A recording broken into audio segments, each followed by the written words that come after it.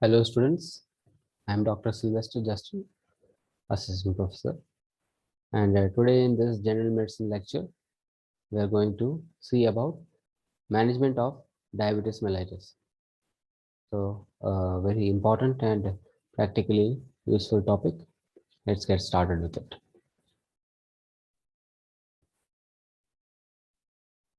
So, management of diabetes mellitus, what are the aims of the therapy? So, eliminate symptoms related to hyperglycemia and to reduce or eliminate the long-term microvascular and macrovascular complications of diabetes mellitus, and to allow the patient to achieve as normal a lifestyle as possible. The management should not be a hindrance for patient to live a normal lifestyle. So, what is this comprehensive diabetes care? So, a multidisciplinary team comprising of primary care provider and or the endocrinologist or diabetologist, a certified diabetes educator, a nutritionist, and a psychologist. So, a lot of disciplines have been put together for this comprehensive diabetes care. And on top of that, if some complications arise, the respective specialties like a nephrologist or a neurologist, etc., have to be included. So, what does this comprehensive diabetes care consist of? So, optimal and individualized glycemic control, self-monitoring of blood glucose.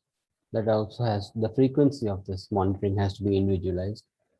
And HbA1c testing 2 to 4 times a year, patient education in diabetes management annually, then education and support about the medical nutrition therapy and education about the nutrition, eye examination, it can be annual or biannual, foot examination daily by the patient and once or twice a year by the physician, then also screening for diabetic nephropathy, blood pressure measurement, lipid profile and serum creatinine, and also immunizations for influenza, pneumococcus, and hepatitis B, and whether antiplatelet therapy has to be started and whether statins have to be started. So all this constitute comprehensive diabetic care. We are trying to eliminate symptoms of hyperglycemia. We are trying to stop development of complications, and we are, in spite of all doing all this for the patient, we are trying to minimize interference in patient's normal lifestyle as much as possible. So a photo showing everything, controlling the high blood pressure, cholesterol management, comprehensive diabetics care measures, medical assistance with tobacco and other, smoking cessation, unhealthy alcohol use, for screening that and for counseling about it, and COPD, and adult BMI and body fat assessment, a comprehensive care, so that all this will improve the patient's diabetes control also. So, detection and prevention of complications. So, the most important one will be diabetic retinopathy. So, American Diabetes Association, it gives proper guidelines, updated guidelines about diabetes. So, it recommends type 1 diabetes patients should have an initial eye examination within 5 years of diagnosis. And type 2 diabetes patients should have an initial eye examination at the time of diabetes diagnosis. So why this discrepancy? So type 1 diabetes patients present to the physician almost immediately, within a small time after the disease starts. Whereas type 2 diabetes patients, it takes a long time for the disease to manifest enough for the patients to come to the physicians. So usually they reach the stage of complications at times before they come to the notice of physicians. So their eye examination should be done as soon as we diagnose them. Whereas type 1 DM patients still have time, so we can rule out diabetic retinopathy after some time of diagnosis. Women with diabetes mellitus who are pregnant or contemplating pregnancy should have an eye examination prior to conception and also during the first trimester. And repeat examinations of retinopathy, should be done once or twice a year. Okay, so what about checking for diabetes? Whom to test, when you should test, and what you should test. So a patient who is pre-diabetic, he should be tested yearly. So what is pre-diabetes? So the people who are in the gray area between normal and diabetes, they are constituting pre-diabetes. So if you take the fasting blood sugar, normal diabetes, and in between you have impaired fasting glucose. If you take the postprandial blood sugar, again you have normal and you have diabetes, and in between you have impaired glucose tolerance.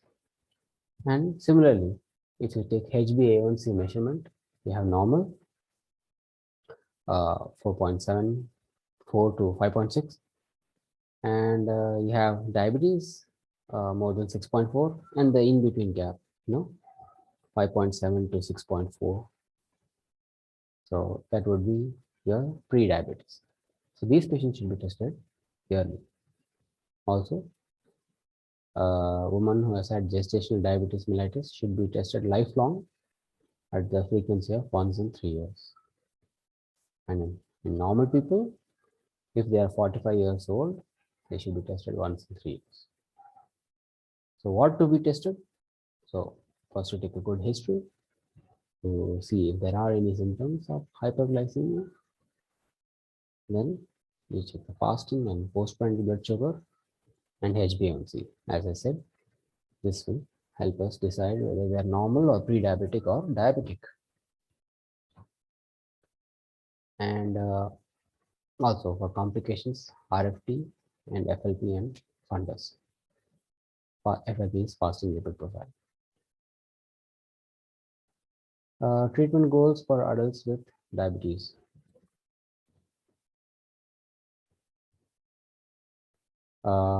Glycemic control. So HbA1c should be less than 7. Preprandial capillary plasma glucose should be 80 to 130 milligram per deciliter, and postprandial should be less than 180. Blood pressure should be less than 140 by 90. Lipids, LDL 100 or lesser, HDL 40 or more in men, and 50 milligram per deciliter or more in women, and triglycerides less than 150 milligram per deciliter. So these are the goals, treatment goals for adults with diabetes. So this is what we want to achieve. There will be some relaxations in certain categories. We'll see that. So patient education about diabetes, nutrition, and exercise. So nutrition, exercise, care of diabetes during illness, and medications to lower the plasma glucose. It is a continuous process with regular visits for reinforcement. There are diabetes self-management education and diabetes self-management support systems available. The patient can be enrolled into them. So diabetes education. Self-monitoring of blood glucose, urine ketone monitoring for type 1 diabetes.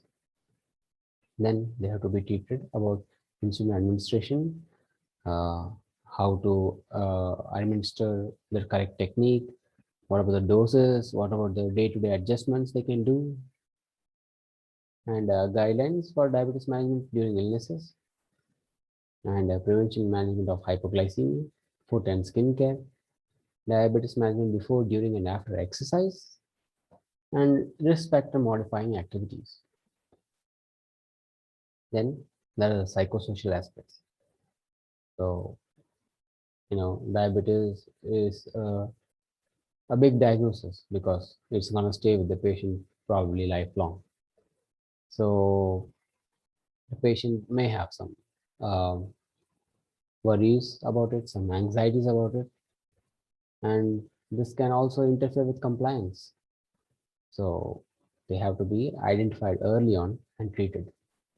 Also, some of the psychological problems can be more common in diabetics, like bulimia, binge eating disorders, anorexia nervosa, and so these have to be identified and treated. What is nutrition? We have already seen. Primary prevention, preventing or delaying the onset of type 2 diabetes in high-risk individuals. So it includes promoting weight reduction. Secondary prevention, preventing or delaying diabetes-related complications in diabetic individuals. So it leads to better glycemic control. And tertiary prevention, managing the diabetic complications like cardiovascular disease and renal disease itself. What is the nutritional recommendation for adults with diabetes and pre-diabetes? So consumption of foods with a low glycemic index appears to reduce postprandial glucose excursions and improve the glycemic control.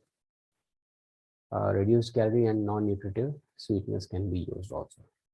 So the table shows what is the type of diet we advise in diabetes. So there is a weight loss diet, hypocaloric diet, low in carbohydrates. Then fat in diet, optimal percentage of this is not known, but minimal trans fat consumption and more of monounsaturated fatty acids may be better, what is called the Mediterranean style diet. Of course, then we can, do all the, interventions which lead to reduced calorie intake. So,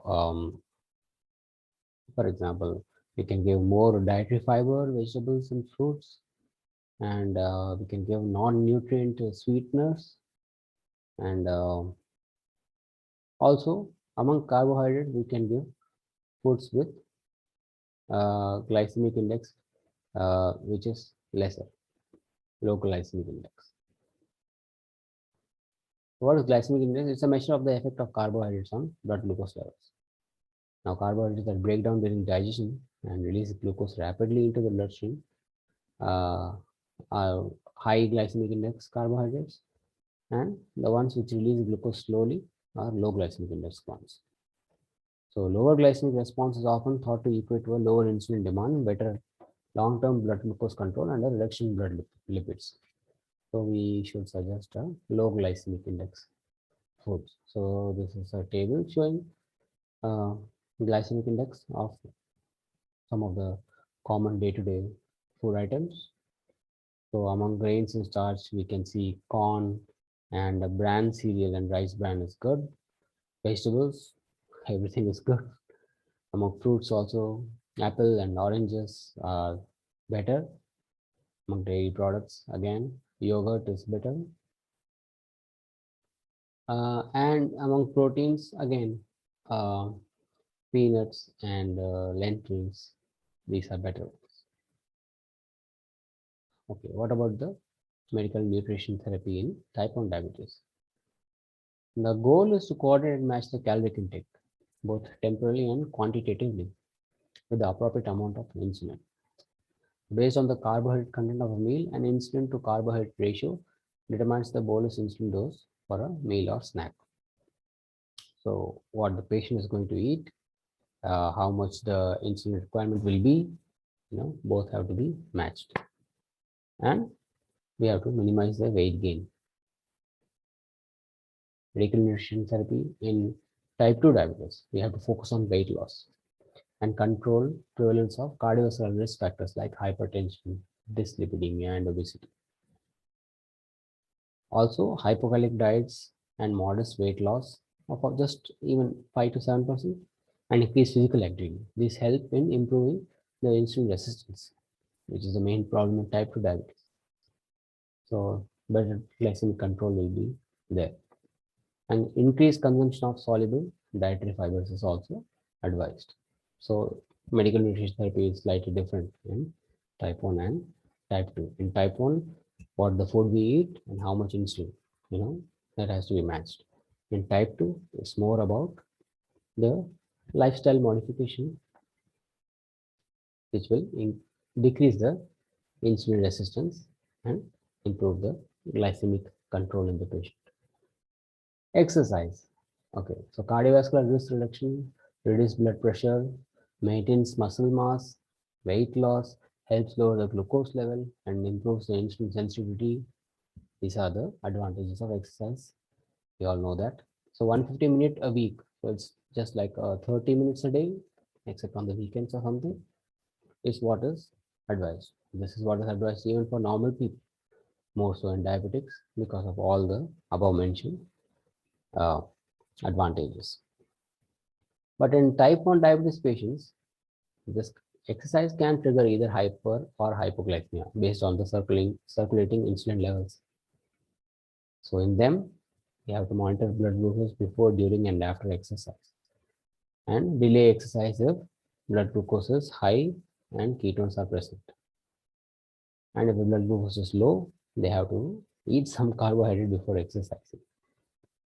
And during exercise also, they have to monitor the glucose, and they may have to ingest carbohydrate in an emergency manner to prevent hypoglycemia during the exercise.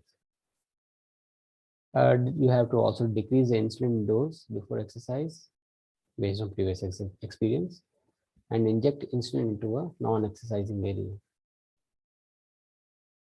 Also, since the patient is taking insulin for a long time, patient should also remember their previous experiences, how much of exertion is causing how much of excursion of the blood glucose outside the normal range, and whether it goes down or up, and have emergency carbohydrates ready.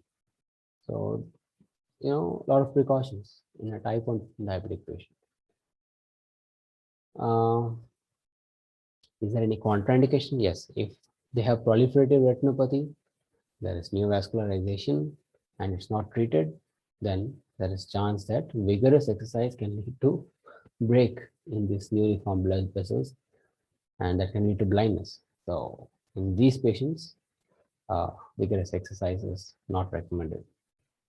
The risk of hypoglycemia is less in type 2 diabetes. So type 2 diabetic people should be advised to exercise more freely with the lesser precautions than type 1.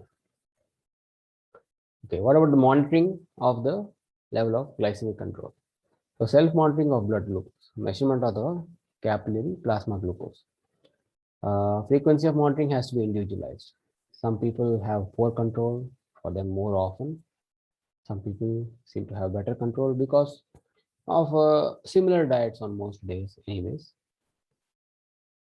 So if one day you're eating a lot, the next day, so there is no discipline in your food habits, then obviously controlling will be difficult, and you may have to check the blood glucose more often.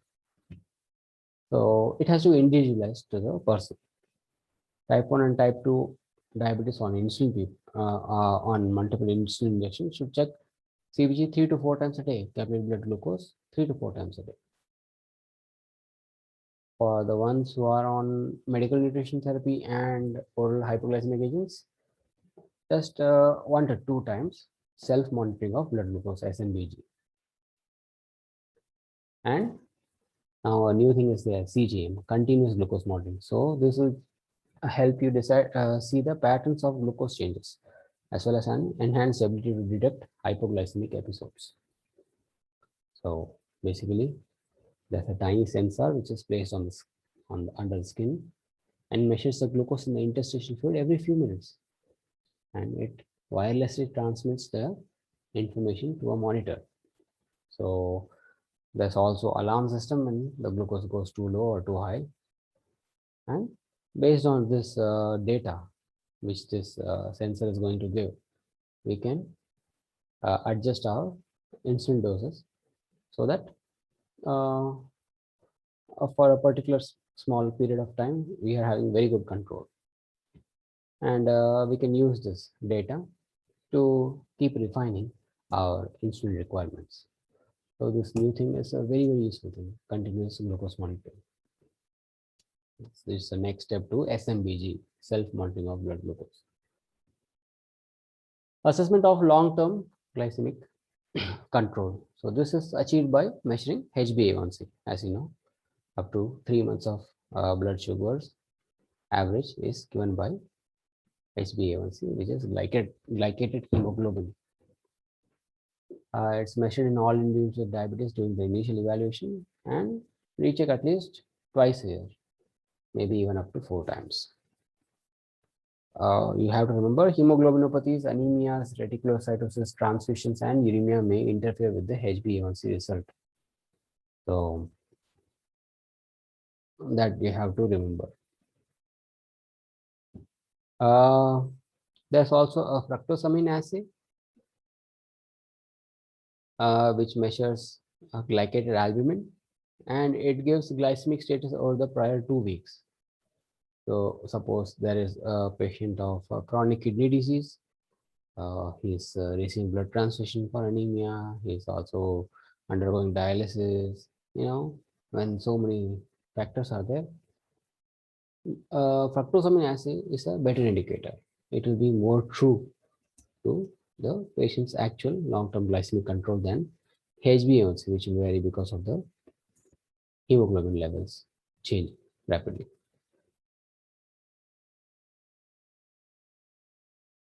So target level of glycemic control. So a patient-centered approach should be there. It is again individualized, takes into consideration medical, social, and lifestyle factors. Early glycemic control delays the development and progression of diabetes-related complications. And target HbA1c should be less than 7 and can be more stricter goals in younger and lesser in older individuals. If the more stringent targets are kept in old people and people with the cardiovascular diseases, then it proves detrimental. So we should be lenient with HbA1c target in older people and people having comorbidities like cardiovascular disease, like past myocardial infarction and heart failure. So type 1 diabetes, we have to design insulin regimens that mimic physiological insulin secretions. OHS have no role in type 1 diabetes, as you know. So let's see.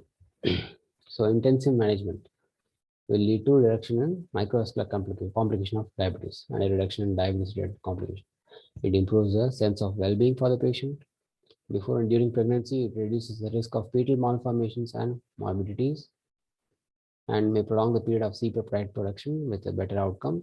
Only thing is greater cost. Insulin is costly. So what are the insulin preparations? Now, these preparations are common for type 1 and type 2 diabetes. So let's have a look at them. So there are short and long acting preparations. Short acting preparations are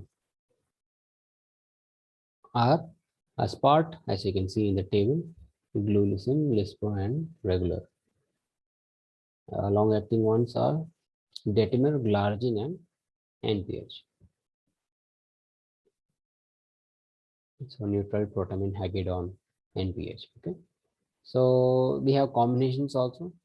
So we can give it so that they can help the hyperglycemia induced by the meal, as well as they give some portion of bolus insulin for basal insulin dose also. So this mixed insulins are created by adding long acting and short acting together. So these are the various brands available. So you can see NovoRapid, as the name suggests, it's rapidly acting. ActRapid again acts rapidly, and then longer ones are there like Lantus, which is insulin glargine, and Detimer, insulin Detimer. So mixing preparations,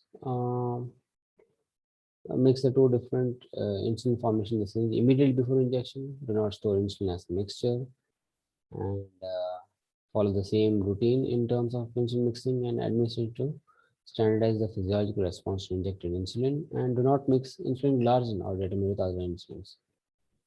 So to avoid all these problems, combination insulins are available.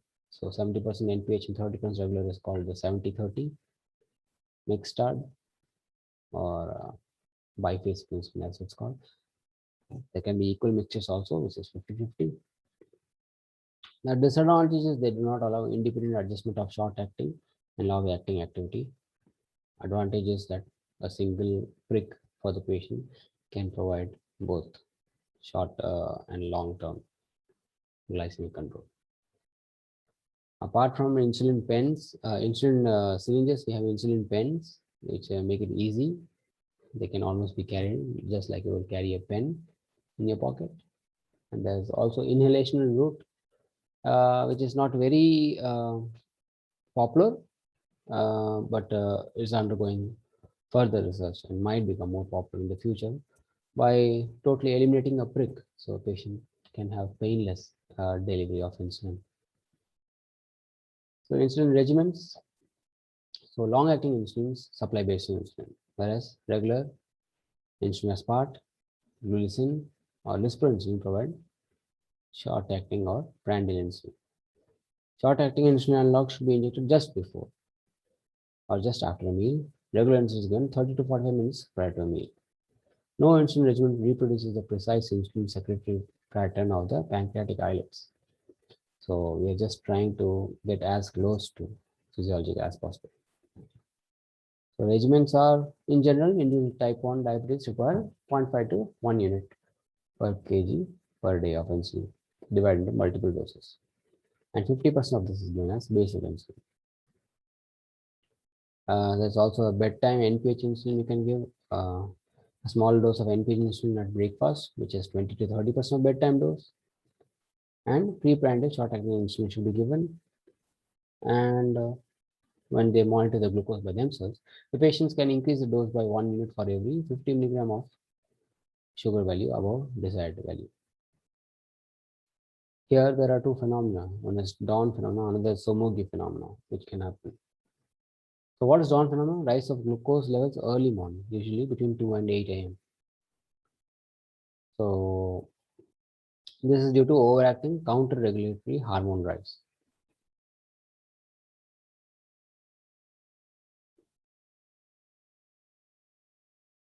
And the Somogyi phenomena, which is a chronic Somogyi rebound, also known as. It's a post-hypoglycemic hyperglycemia. So what happens is the blood sugar goes too low sometime during the night, and as a result of that, the counter-regulatory hormones and everything kick in, and the stress lead to rebound of the blood sugar even past the normal range into hyperglycemic range. So both in dawn phenomena and Somogyi phenomena, when you check the fasting blood sugar in the morning, it will be high. But in dawn phenomena, it has been high throughout.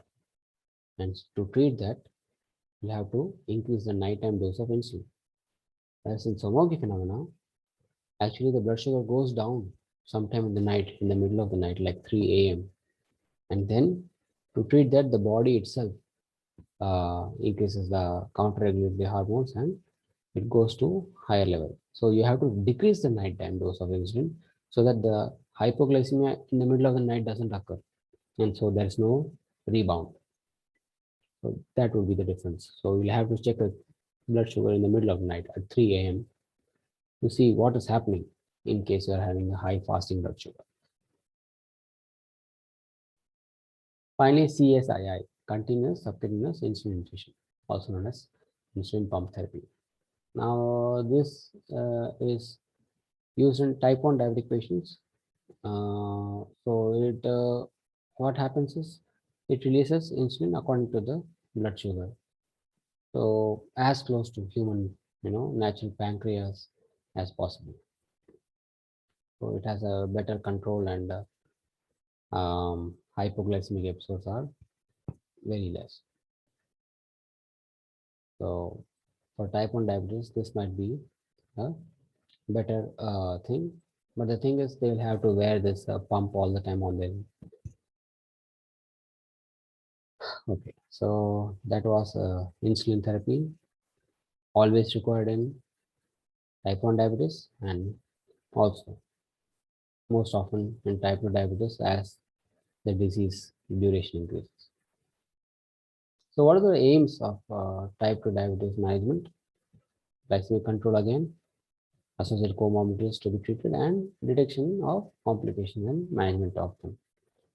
So treatment begins with medical nutrition therapy, as we have seen, exercise regimens, and finally, oral hypoglycemic agents, OHAs, are generally preferred as the initial therapy. Later on, as I said, as the duration of diabetes increases, type 2 diabetes, patients start having lesser response to OHAs, and insulin will also have to be started. So just the thing which we had discussed. So what OHs do? Many mechanisms of actions. They can increase insulin secretion. They can reduce glucose production. They can increase insulin sensitivity. That is, decrease the resistance.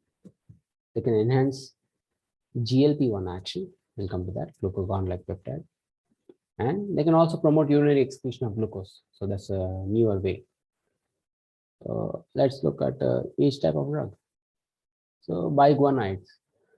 So they reduce hepatic glucose production, improve peripheral glucose utilization slightly. So both decreasing production and increasing utilization. So for example, metformin. It reduces fasting plasma glucose, improves lipid profile, and promotes modest weight loss. It can be used as a monotherapy or in combination with other oral agents or with insulin. So very popular drug, metformin.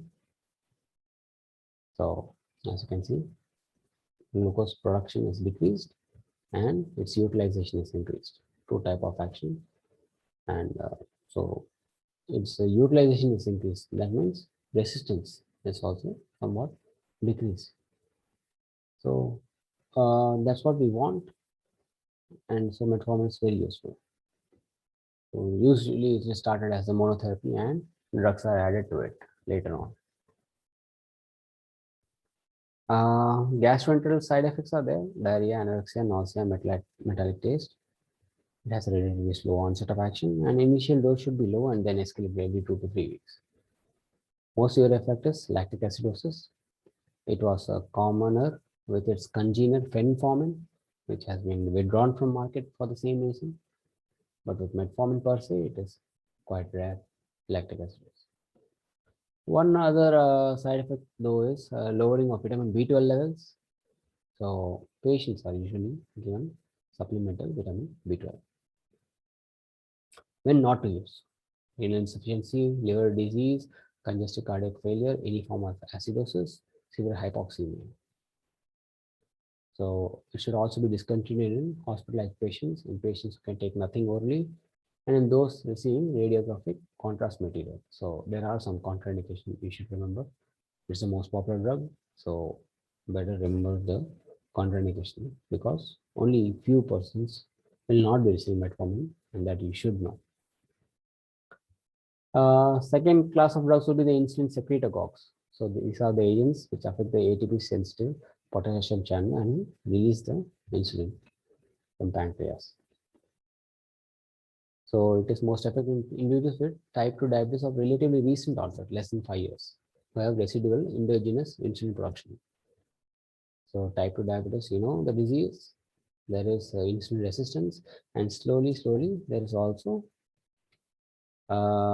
insulin deficiency. So the endogenous insulin is not able to act much because of the resistance, and then its production itself decreases.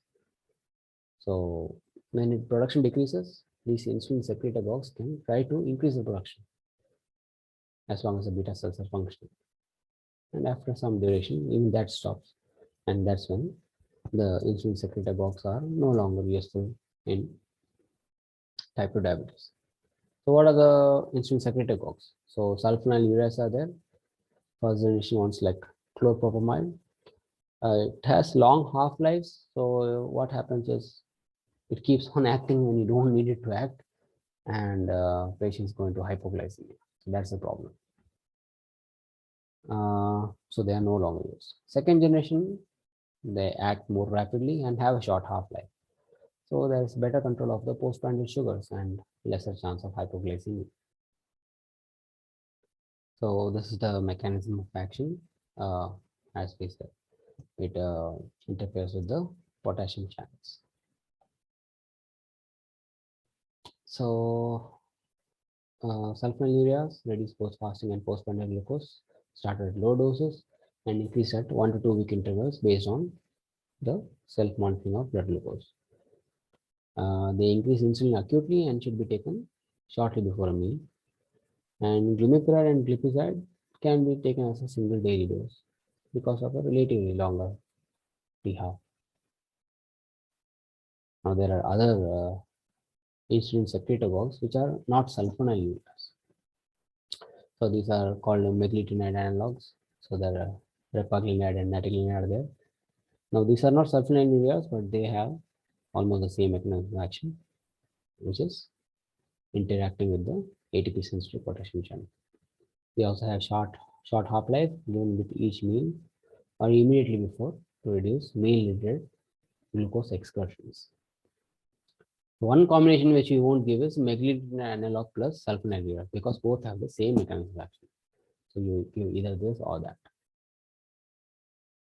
Side effects of sulfonylureas, hypoglycemia, especially in elderly when you delay the meal and physical activity is increased. These are just releasing insulin into the circulation. So if anything is there which decreases the normal amount of carbohydrates which we expect, normal amount of glucose which we expect in bloodstream, then all those things can lead to hypoglycemia. These again should be avoided in liver and renal dysfunction. And this can cause prolonged and serious hypoglycemia which requires admission. Also, weight gain can occur because of increased insulin levels.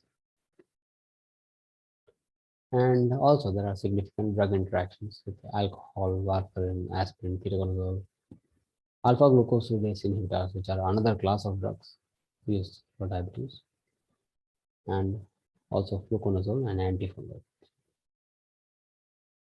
Then insulin secretagogues, now agents which enhance GLP-1 receptor signaling. So these are GLP-1 agonists, also known as incretins.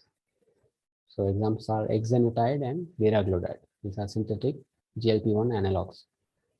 They have longer half-life compared to GLP-1. So what does this incretin do? It enhances the glucose-mediated insulin secretion. It suppresses glucagon and slows gastric emptying. Because of all this, they do not cause hypoglycemia, do not promote weight gain. They even cause modest weight loss and suppress the appetite. So this is the mechanism of action of glucagon-like peptide 1 incretins. The examples, as I said, are exenatide and liraglutide. Now, endogenous insulins are degraded by an enzyme called DPP4. So, dipeptidase. So, any drug which inhibits this enzyme will also increase the concentration of endogenous GLP-1. So, DPP4 inhibitors are also going to be useful in diabetes. We'll come to that soon. So, still on the topic of GLP-1 agonists, nausea is a limiting side effect, and major side effects are nausea, vomiting, and diarrhea, and it's contraindicated in medullary thyroid carcinoma and multiple endocrine neoplasia. They may also influence the absorption of other drugs. Okay, so as we said, another example, another class of drugs would be DPP4 inhibitors. So what they do, they stop the degradation of the native GLP-1, which DPP4 enzyme does. So by inhibiting that enzyme, they increase the concentration of GLP-1. So it will give the same effect as GLP-1 analogs. So advantages, again, no hypoglycemia or weight gain, and targets reduction of postprandial blood glucose. And you can use it in combination with other OHs because it's having a totally different mechanism of action. Of course, in CKD, renal insufficiency, you have to use lower doses. So the relation between DPP4 inhibitors and incretins is this that DPP-4 inhibitors increases the endogenous incretins, whereas externally also it can give incretins which are longer acting than the endogenous ones. So names of DPP-4 inhibitors are sitagliptin, vildagliptin, saxagliptin, linagliptin, alogliptin, and so on. Next class of drugs, alpha glucosidase inhibitor, a totally different type of OHA again. So they inhibit the enzyme which cleaves oligosaccharides into simple sugars in the intestinal lumen. So what happens? The glucose absorption is delayed. So there is no rapid rise of blood glucose after a meal. So very much useful. So this diagram shows if alpha glucosidase is acting on the food, it immediately converts everything into monosaccharides, which gets absorbed and the blood glucose rises. But alpha glucosidase inhibitor, if for example acarbose or voglibose, they inhibit that enzyme. So the oligosaccharides are not reduced into monosaccharides fast. So they are not absorbed fast. There is no high excretion of blood glucose. Side effects. So diarrhea, flatulence, and abdominal distension can be there. You have to increase the dose slowly. The patient can start tolerating these side effects, which are not serious but are troublesome. Also, they may increase the levels of sulfonylureas and increase the incidence of hypoglycemia, so you have to be careful. Avoid concomitant use with bile acid lessons and antacids. Should not be used in individuals with inflammatory bowel disease, gastroparesis, or serum creatinine more than 2. They're not as potent as other OHAs, but they reduce the postprandial glucose rise even in individuals with type 1 diabetes. During episodes of hypoglycemia due to addition of other OHAs, you have to treat by giving glucose. Finally, thiazolidinediones. So these reduce insulin resistance by binding to the PPAR gamma nuclear receptor. So peroxisome proliferator activated receptor gamma. So agonists of this receptor regulate a large number of genes which promote adipocyte differentiation, reduce hepatic fat accumulation, and promote fatty acid storage. So what these drugs do, they promote redistribution of fat from central to peripheral regions.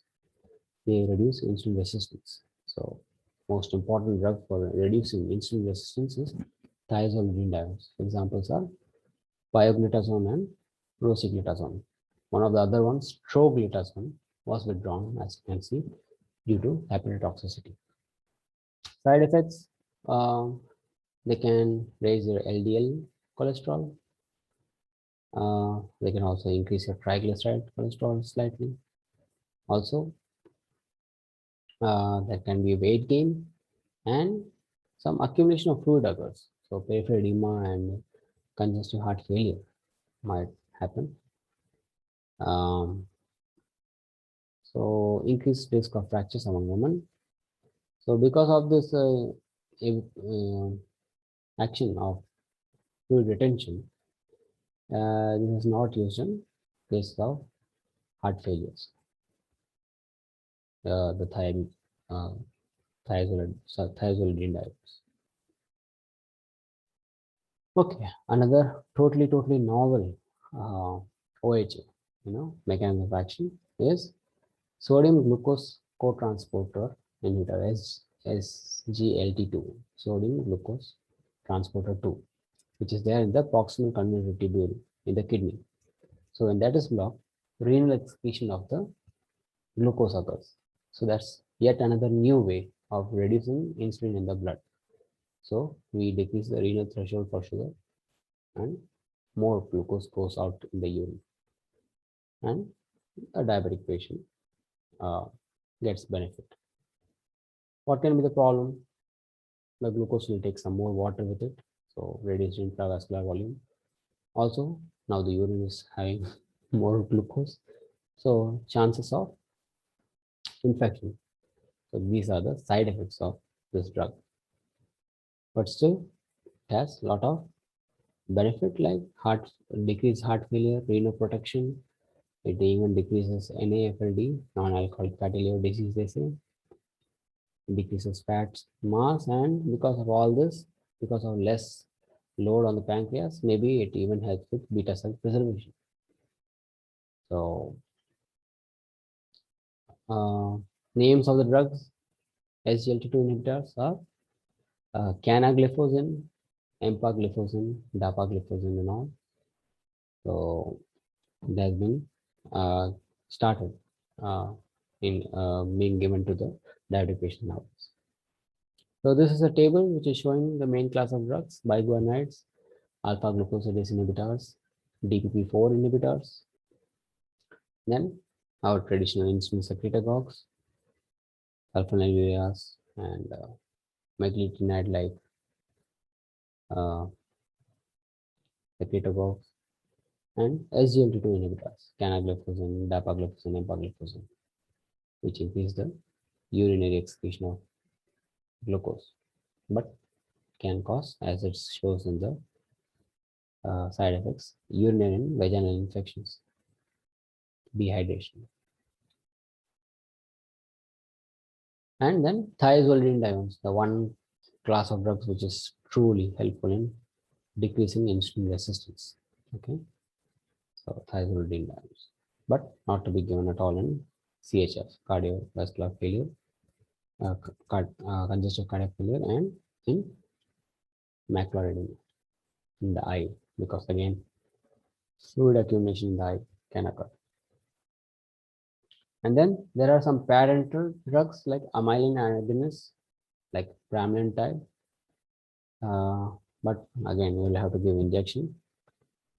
Then the GLP-1 receptor agonist, the incretin like drugs, exenatide, liraglutide, and of course insulin, which we have seen.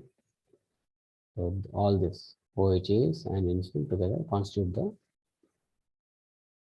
management of type 2 diabetes. Insulin, when do you give? In lean individuals or patients with severe weight loss, individuals with underlying renal or hepatic disease, type 2 diabetes patient who has been hospitalized or acutely ill, a long-standing diabetes where insulin resistance part is over and now actual deficiency part has started. So ultimately they require insulin. So glucose control and patient well-being are improved by insulin therapy.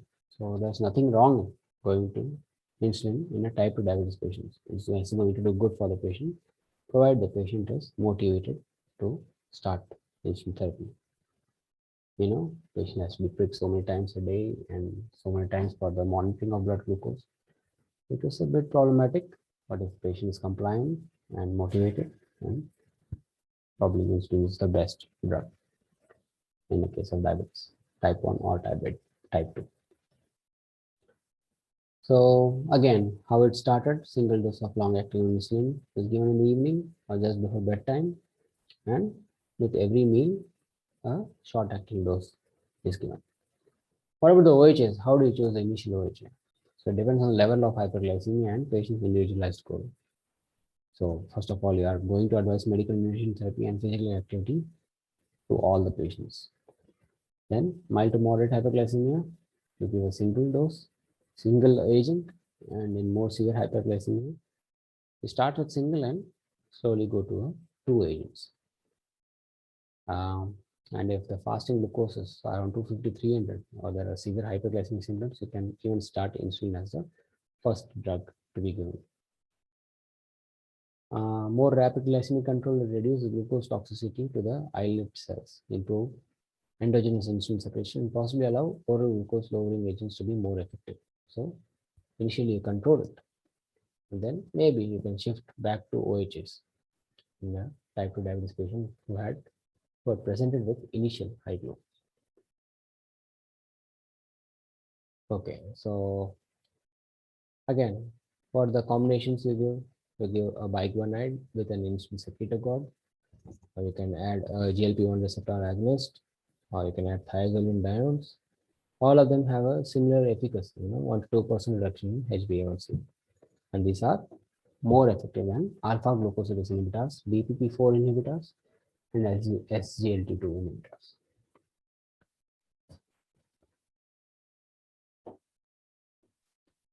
So, which are the ones which immediately start lowering the plasma glucose? Insulin secretagogues, GLP-1 receptor agonists, DPP-4 inhibitors, alpha glucosidase inhibitors, and SGLT2 inhibitors. They begin to lower the plasma glucose immediately. And biguanides and thiazolidinediones takes weeks.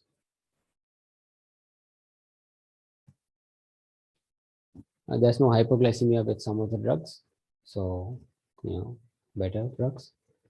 And monotherapy becomes multiple OHAs as the disease progresses.